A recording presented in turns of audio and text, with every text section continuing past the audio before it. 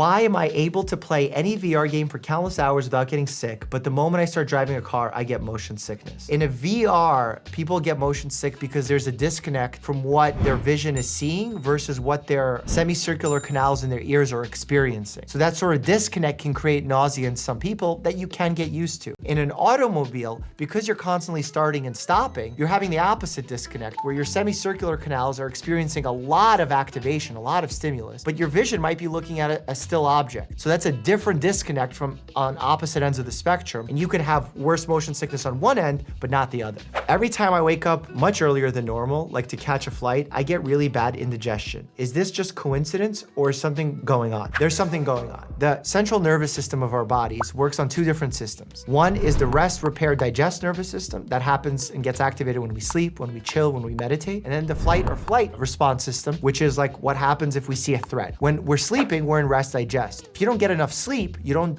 repair, you don't digest well. So when you wake up early, your body has to go into fight or flight mode. It has to kick in your adrenaline in order to keep you awake and allow you to function normally. And also, many people, to combat waking up early, drink a ton of caffeine, which stimulates acid secretion from your stomach, which can create gastroesophageal reflux, which is like traditional heartburn.